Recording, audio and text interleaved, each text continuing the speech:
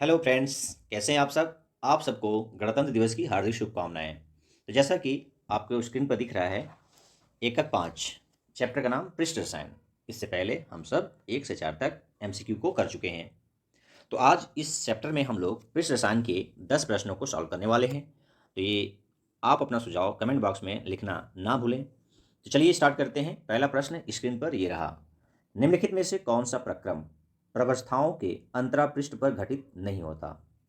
तो अंतरापृष्ठ का मतलब क्या है, यानी आपको मैं बता दूं, ठोस कोई होता है तो उसके पास एक अनेक क्या अनेक पृष्ठ होते हैं। और द्रव होगा तो इसके पास एक पृष्ठ होगा। और गैस होगा तो इसके पास कोई पृष्ठ नहीं होगा, कोई पृष्ठ नहीं होगा। तो यहाँ अंतरापृष्ठ पर घटित नहीं होता। क्या कौन सी घटना नहीं होता? कृषिगढ़ पृष्ठ पर होता है, विषमांगी उत्प्रेरक पृष्ठ पर होता है, समांगी अंतरापृष्ठ पर घटित नहीं होता, संक्षारण भी पृष्ठ होता है। तो अर्थात इस प्रश्न के लिए ऑप्शन नंबर 3 करेक्ट हो जाएगा। चलिए अगला प्रश्न दूसरा। अधिशोषण के प्रक्रम में साम्यावस्था पर क्या भरेंगे? तो अधिशोषण के लिए मैं बता दूं कौन सा ये समीकरण है, गिब्स हेल्महोल्ट्ज इक्वेशन या गिब्स इक्वेशन। तो डेल्टा जी बराबर delta H minus T delta S. ठीक है, टी डेल्टा एस, जहां डेल्टा जी क्या है, गिब्स मुक्त ऊर्जा में परिवर्तन, डेल्टा एच एंथैल्पी में परिवर्तन, टी और डेल्टा एस का गुणनफल है ये, एंड डेल्टा एस एंट्रोपी में परिवर्तन। तो साम्यावस्था पर क्या होना चाहिए? डेल्टा जी जीरो हो गया। और डेल्टा जी जीरो कब होगा? डेल्टा एच और टी डेल्टा एस दोनों क्या होंगे? टर्म बराबर होंगे। इसको पक्षांतर कर लीजिए। तो डेल्टा एच बराबर टी डेल्टा एस, यानी कौन सा ऑप्शन में आ गया? ऑप्शन नंबर 2 में साम्यावस्था पर क्या होगा? अधिशोषण के प्रकरण में ये टर्म फॉलो करेगा। क्लियर? चलिए अगला प्रश्न थर्ड में क्या है? निम्नलिखित में से कौन सा अंतरापृष्ठ प्राप्त नहीं किया जा सकता? तो अभी मैं पीछे बताया, अंतरापृष्ठ यानी किसके पास पृष्ठ नहीं होंगे उसी पर अंतरापृष्ठ नहीं किया प्राप्त किया जा सकता। द्रव द्रव नहीं, ठोस द्रव नहीं, द्रव गैस नहीं, गैस गैस के अंतरापृष्ठ प्राप्त नहीं किया जा सकता, यानी ऑप्शन नंबर 4 करेक्ट हो जाएगा। ने क्वेश्चन नंबर 4, शोषण शब्द का प्रयोग किसके लिए किया जाता है? तो आप शोषण का मतलब क्या ले रहे हैं और रसायन में इसका मतलब क्या होता है? तो पहले इसका मैं इंग्लिश बता दूं। शोषण का मतलब इंग्लिश क्या होता है? जॉब्शन। क्या होता है? जॉब्शन। इसका मेन टर्म का मतलब इसका भावार्थ क्या है? तो जब अधिशोषण क्या अधिशोषण और अवशोषण दोनों साथ साथ घटना होती है तो उसको बोलते हैं शोषण, यानी adsorption and absorption both are occur simultaneously known as sorption. क्या होता है? जॉब्शन। तो यहाँ पर क्या हो जाएगा? ऑप्शन नंबर 3 शोषण शब्द का प्रयोग किसके लिए किया जाता है? किसके लिए किया जाता है? अधिशोषण एवं अवशोषण साथ साथ होता है, दोनों होता है। चलिए प्रश्न नंबर 5, गैस के भौतिक अधिशोषण की मात्रा बढ़ती है। किसी गैस का अधिशोषण किसी द्रव लिक्विड या सॉलिड पर हो रहा है तो किस किस फैक्टर के घटाने या बढ़ाने से बढ़ेगा? तो भौतिक अधिशोषण होता है गैस का किसी द्रव या सॉलिड पर क्या होना? चिपकना या अधिग्रहण करना, यानी अधिशोषण होना। तो ये किस फैक्टर पर डिपेंड करेगा?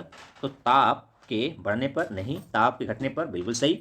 फिर भी तीसरा और चौथा भी देख लीजिए।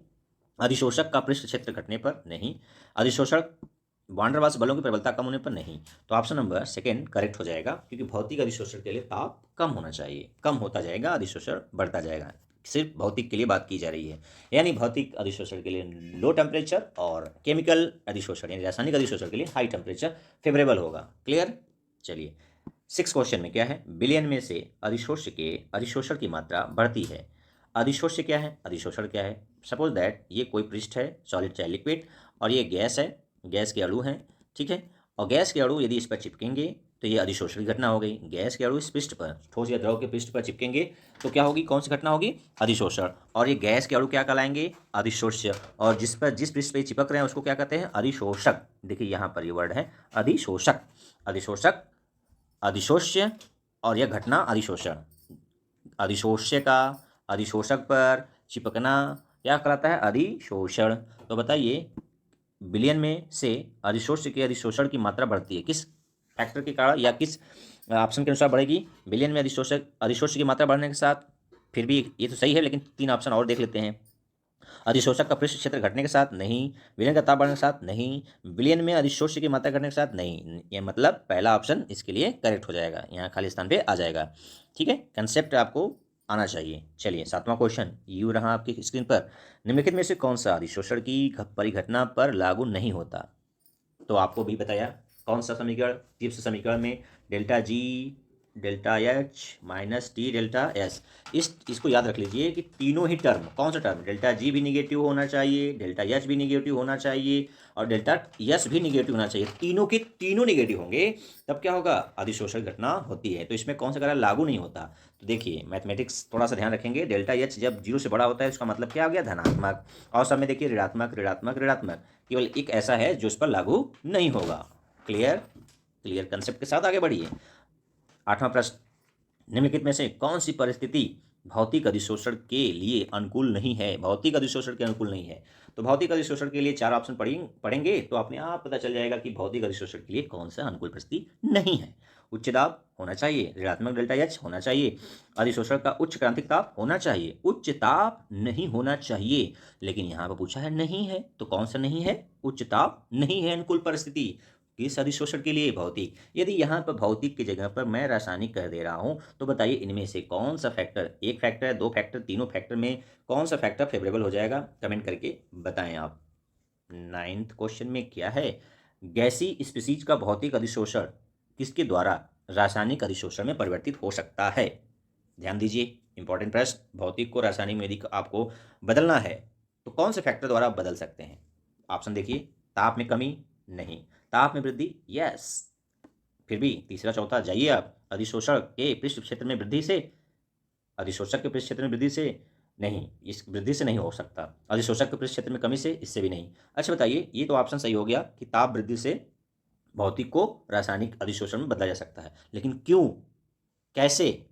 तो आपको पता होगा कि हर एक अधिशोषक का, अधिशोषक, जब अधिशोषक पर किसी पृष्ठ पर कोई गैस या कोई द्रव चिपकता है तो पहले भौतिक अधिशोषण होता है, और यदि इसके बीच रासायनिक बंध बनता है अधिशोषक और अधिशोषक के बीच तो क्या होता है, रासायनिक अधिशोषण हो जाता है। तो उनका एक निश्चित क्या होता है, क्या होता है, एक्टिवेशन एनर्जी होता है। उस एक्टिवेशन एनर्जी को प्राप्त करने के लिए हाई टेम्परेचर की जरूरत पड़ती है। ठीक है, इसलिए अधिक ताप पर भौतिक अधिशोषण रासायनिक अधिशोषण में बदला जा सकता है, जरूरी नहीं कि बदला जा सकता है। क्लियर है? तो उच्च ताप में वृद्धि से किया जा सकता है ऐसा। ठीक है, चलिए प्रश्न नंबर 10, भौतिक अधिशोषण में अधिशोषक किसी एक गैस के लिए विशिष्टता प्रदर्शित नहीं करता है, क्योंकि, क्यों नहीं करता? भौतिक अधिशोषण के लिए विशिष्टता क्यों नहीं होता? क्योंकि ऑप्शन पढ़िए, संबंधित वान डेर वाल्स बल व्यापक होते हैं, दूसरा संबंधित गैसें आदर्श गैसों के समान व्यवहार करती हैं, अधिशोषण की एंथैल्पी कम होती है, यह उत्क्रमणीय प्रक्रम है। देखिए, आप कोई भी ठोस पर कुछ भी अधिशोषण होता है तो उसको, उसका कारण क्या होता है, वान डेर वाल्स बल होते हैं। क्या कारण होता है? वान डेर वाल्स बल होते हैं। तो वान डेर वाल्स बल के कारण भौतिक अधिशोषण विशिष्टता प्रदर्शित नहीं करता, जबकि ये सब जो संबंधित गैस आदर्श गैस के समान व्यवहार करती है, नहीं, अधिशोषण की एंथैल्पी कम होती है, सच है, उत्क्रमण प्रक्रम होता है, सच है। ठीक है, लेकिन वान डेर वाल्स बल व्यापक होते हैं। व्यापक मतलब हर जगह वान डेर वाल्स बल का भौतिक अधिशोषण होता है, इसलिए विशिष्ट नहीं होता, कुछ ना कुछ भौतिक अधिशोषण क्या हो जाता है। जबकि रासायनिक अधिशोषण किसी विशेष पृष्ठ पर विशेष अधिशोषक शोष्य का ही क्या होता है, अधिशोषण होता है। तो इस तरह से आप 10 प्रश्न में से 10 के 10 प्रश्न आपको आ रहा होगा, मैं ऐसा आशा कर रहा हूँ। यदि आ रहा है तो अच्छी बात, नहीं आ रहा है तो आपने क्या सीखा, कितने कंसेप्ट आपके डेवलप हुए, कमेंट बॉक्स में जरूर लिखें। आज के लिए इतना ही। जय हिंद, जय भारत।